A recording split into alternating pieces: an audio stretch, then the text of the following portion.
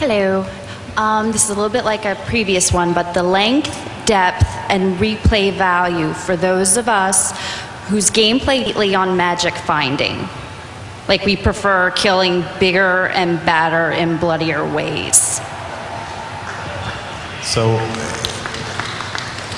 if I understand, is the question, are we going to have magic find? No. It's the length and depth of the game and the zones, because my biggest complaint with Diablo 2 is it loses its replay value after a point. Okay, so just, are you talking about like what's the length of a normal playthrough, or how we're going to handle replayability? Handle replayability. Okay. So one of the keys for replayability is, I mean, there's a lot of things that Diablo 2 did to be replayable, and we do a lot of those things as well. Randomized environments, randomized monster locations, random bosses, random items. We also add in random events, which is something that is new to the series. And that all works great for a while. One of the biggest issues that Diablo 2 had was the path of least resistance to the best items was a very repetitive path. It was usually whatever boss run was most expedient at the time, with whatever class was the best class to use for that. I'm sure you all know the Sorceress, Magic Find, Pindle and Mephisto runs that pretty much dominated, if not still dominate, a lot of D2 item finding. Those are a source, there's a lot of assorted problems there, and we intend to fix all of them. If we include Magic Find, we're not going to let Magic Find drive your item space, and certainly not your class choice.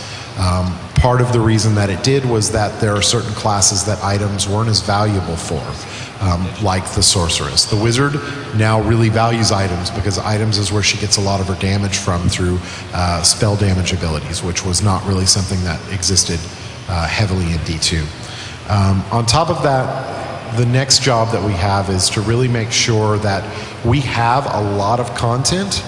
There should be a really compelling reason to redo a lot of it, because when you're spread throughout a lot of content constantly, it lasts a lot longer. So the best example I can give of this is the quest system in World of Warcraft. It's really great because it gets you to move around. It gets you to do things that you wouldn't normally do. In previous MMOs, you just grind one monster forever until your eyes bled.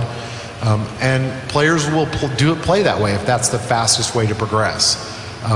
Our job as designers is to make sure that the fastest way to progress is also the most fun way. So we are working on systems that are going to accomplish that.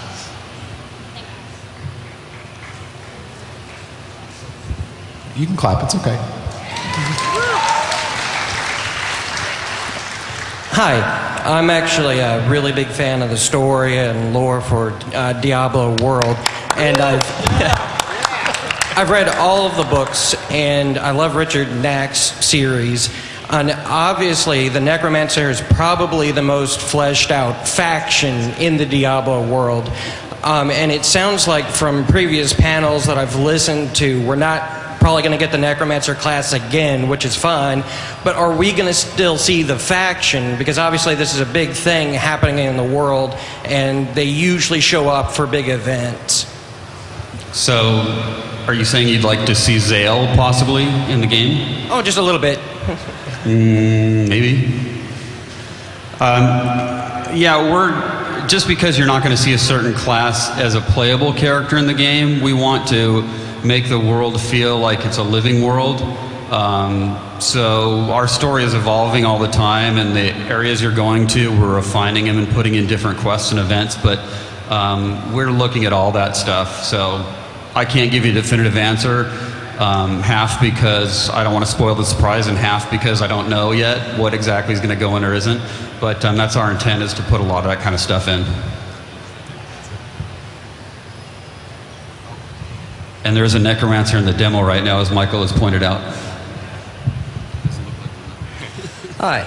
My question was pertaining to Diablo 2 patch 1.13. I was wondering if you were adding any content that would help us further transition into Diablo 3.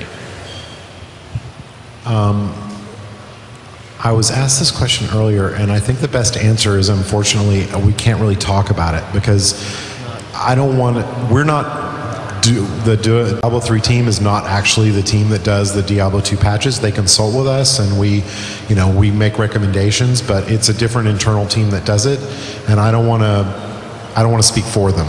So unfortunately, I can't speak to any of that. Sorry.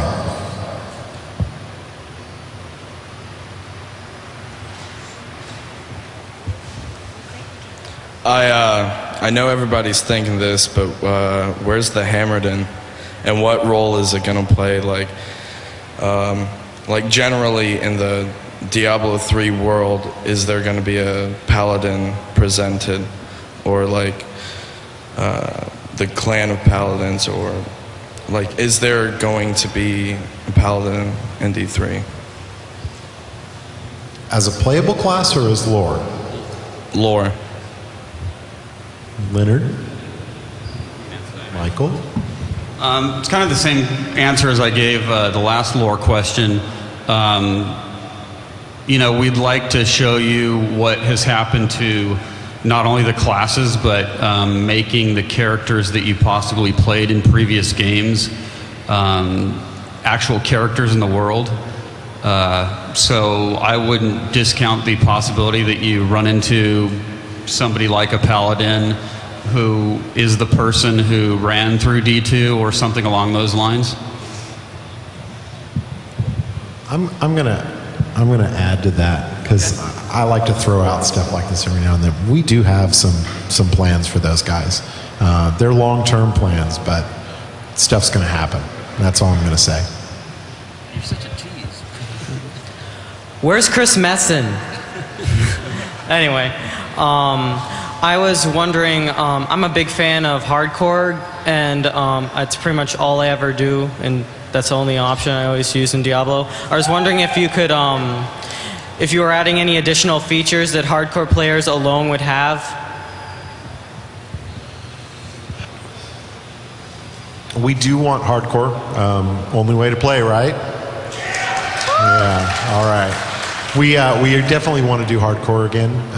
In terms of additional features, we don't have anything specific planned right now, but we're open to ideas. So you know, hit the forums and throw some stuff out there, and tell us what you want to see. I want to see the hardcore naked mode like those guys just did. Did you guys hear about that? I guess, was it in Germany? In Germany, there were these 8 guys. They played through all of the entire game up through Hell difficulty, completely naked, no items at all, and with no town support.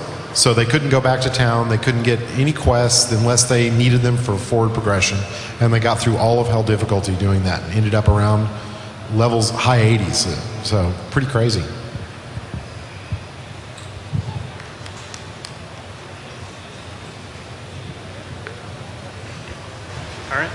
Hey guys, first of all, I just want to say how excited I was about the monk class yesterday. Couldn't be more excited. So in D2, we really saw Tyreal emerge not only as an enigmatic main character, but also as a renegade angel. Can you tell us anything about how the high heavens feel about his actions, or really what kind of role the heavenly host is going to play in D3?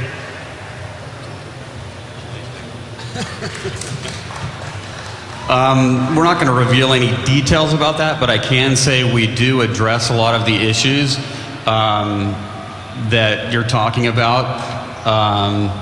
I can extrapolate that the high heavens aren't very pleased with his actions.